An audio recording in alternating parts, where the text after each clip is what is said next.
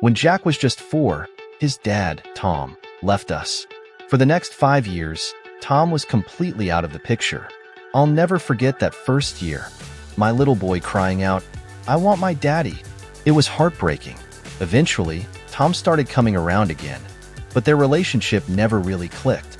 Occasionally, they'd bond over fun activities, but as Jack grew into his teenage years, those moments dwindled. I've always had full custody, and Jack has never spent the night at his dad's place. Lately, things have gotten worse. Jack's been dealing with typical teenage stuff and some behavioral issues, and Tom always assumes the worst. If Jack mentions anything, Tom's immediate response is, "That's not true," or "You're lying." He constantly lectures Jack about the dangers of bad choices and how he thinks Jack's living his life wrong. It's reached the point where, if Tom is coming over and there's a chance of a lecture, Jack packs a bag and threatens to leave. Tom didn't have a father figure growing up, so I understand he's struggling with how to parent. But it's exhausting for Jack to be constantly accused of wrongdoing, regardless of the situation. I'm desperate for suggestions, books, podcasts, personal experiences, anything that might help repair their relationship. I know Tom needs therapy, but he refuses to go. On top of that, Tom has this extra car that he lets Jack drive, but he uses it as a control mechanism. He takes it away for any perceived misdeed, which is frustrating for both Jack and me. Jack is so fed up with the back and forth and the accompanying lectures that he prefers taking the bus over asking his dad for permission to use the car. One evening, Jack and I were having dinner when he brought up a recent interaction with his dad. "Mom, Dad told me today that I'm wasting my life." All I did was tell him I'm thinking about taking a gap year after high school. I could see the frustration in his eyes. "Jack, I know it's hard, but your dad comes from a different place. He didn't have a lot of guidance growing up." Jack sighed, pushing his food around his plate. "I just wish he would listen instead of assuming the worst. It's like he's always waiting for me to screw up." I nodded, understanding his pain. Maybe we need to find a way for him to see things differently. What if we tried writing him a letter? Sometimes it's easier to put your thoughts down on paper. Jack looked skeptical, but agreed to give it a try. We spent the next few days drafting a heartfelt letter explaining how his dad's constant negativity was affecting him. Jack poured his heart into that letter, hoping it would bridge the gap between them. A week later, Tom came over, and Jack handed him the letter. Tom took it, but as soon as Jack left the room, he set it aside without reading it. When I asked him about it, he shrugged. "I don't need to read it. I know what it's going to say." I felt a wave of anger and sadness. "Tom, you need to try to understand Jack's perspective. He's hurting." Tom waved me off. "He needs to toughen up. Life's not easy, and he needs to learn that." I wanted to scream in frustration, but I knew it wouldn't help. After Tom left, I found Jack in his room, looking defeated. "He didn't read it, did he?" Jack asked, already knowing the answer. I hugged him tightly. "We'll keep trying, Jack. We won't give up." Determined to find another way to help Jack and Tom connect, I reached out to friends and scoured the internet for resources. I found a few promising books and podcasts about father-son relationships and dealing with difficult family dynamics. I even found an online support group for parents in similar situations. One podcast, in particular, stood out.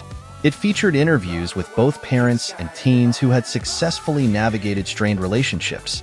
I played a few episodes for Jack, hoping he'd find some comfort in hearing others' stories. To my relief, he did. "Mom, these people went through some tough stuff, but they made it through," Jack said one evening after listening to an episode. "Maybe there's hope for us too." Inspired by the podcast, Jack and I decided to take a different approach. Instead of confronting Tom directly, we focused on strengthening our own relationship and building Jack's confidence. We spent more time together, exploring his interests and planning for his future. I encouraged him to pursue activities that made him happy and helped him develop a sense of purpose. Slowly, Jack started to change. He became more resilient, more sure of himself. He learned to tune out the negative comments from his dad and focus on his own goals. It wasn't easy, but he was making progress. One day, out of the blue, Tom called me. "I've been thinking about that letter," he said. "Maybe I should read it after all." I was stunned but hopeful. "Yes, Tom, I think that would be a good idea." Tom read the letter and, to my surprise, called Jack to talk about it. Their conversation wasn't perfect, but it was a start. Tom apologized for being so harsh and promised to try and be more understanding. Over the next few months, Jack and Tom's relationship slowly began to improve. They started spending more time together, not just doing fun activities, but also talking about deeper issues. Tom still struggled with his parenting skills, but he was making an effort, and Jack noticed. "Mom, Dad's really trying," Jack said one evening. "It's not perfect, but it's better." I smiled, feeling a sense of relief. "That's all we can ask for, Jack. One step at a time." As Jack approached his 18th birthday, he and Tom had built a fragile but growing bond. Jack felt more confident about his future, and Tom was learning to be a more supportive father. It wasn't easy, and there were still moments of tension, but they were both committed to making it work. The journey was far from over, but we had come a long way. Jack was no longer the little boy crying for his daddy. He was a young man, ready to face the world with newfound strength and resilience. And for that, I was incredibly proud. Jack's 18th birthday was approaching, and it marked a significant milestone in his life. We decided to throw a small party to celebrate. Tom, of course, was invited. I was nervous about how the day would go, but I hoped it would be another step towards healing their relationship. The day of the party, Jack was surrounded by friends and family. Laughter and music filled the air, and for once, everything seemed perfect. Tom arrived a bit late, looking hesitant but determined to be a part of the celebration. He handed Jack a wrapped gift, and to everyone's surprise, it was a set of keys. "What's this?" Jack asked, his eyes widening. "It's the car, Jack," Tom said. "I've decided it's yours. No more taking it away." Jack's face lit up with a mixture of shock and happiness. "Really, Dad?" Tom nodded. "Really. I trust you. I know you'll make the right choices." That gesture was a turning point. It wasn't just about the car. It was a symbol of trust and respect that Tom was finally extending to Jack. The next few weeks saw a noticeable change in their interactions. They still had their disagreements, but the tone was different. Tom listened more, and Jack felt more comfortable opening up.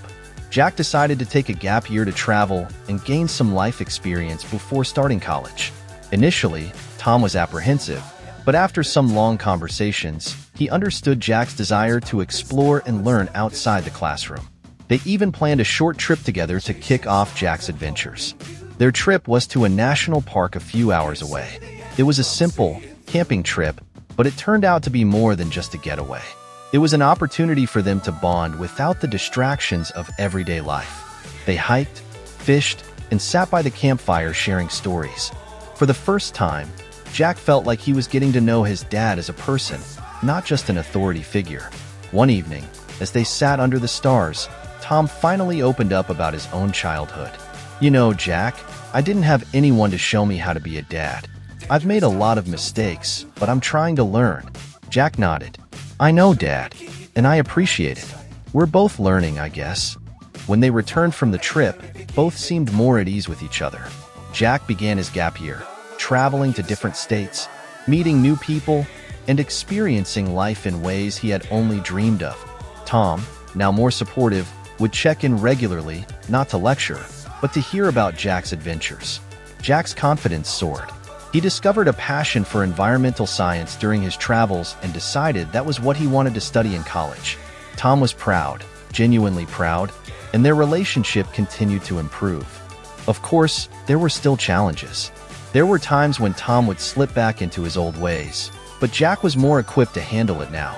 They had learned how to communicate better, and they both made an effort to keep their relationship on track. One evening, Jack came home from one of his trips and found Tom waiting for him. "I've been thinking about therapy," Tom said, almost shyly. "I think it might help me be a better father." Jack was taken aback but happy. "I think that's a great idea, Dad. I'm proud of you." Tom started therapy, and it made a significant difference. He learned to deal with his own issues and became a more understanding and patient father. Jack continued his gap year, growing into a mature, confident young man ready to take on the world. By the time Jack was ready to start college, their relationship had transformed. It wasn't perfect, but it was real and filled with mutual respect and understanding. They had both come a long way from the days of constant conflict and mistrust. As Jack packed for college, he and Tom had one final heart-to-heart. "I'm proud of you, Jack," Tom said. "You've turned into an amazing young man." Jack smiled, feeling a mix of emotions. "Thanks, Dad. I couldn't have done it without you." Tom chuckled. "I think you did a lot of it despite me, but thank you." They hugged, a genuine embrace that spoke volumes about how far they had come. Jack knew there would still be challenges ahead, but he also knew that they could face them together as a family. As Jack drove away to start the next chapter of his life, he looked back and saw Tom standing on the porch, waving. It was a bittersweet moment, but it was also filled with hope. They had both learned that relationships take work, patience, and a lot of love. And they were both ready to keep moving forward, one step at a time. Jack's story is a reminder that even the most fractured relationships can heal with effort and understanding. It's a journey that never truly ends, but with each step, it gets a little easier, a little better. And in the end, that's what makes it all worth it.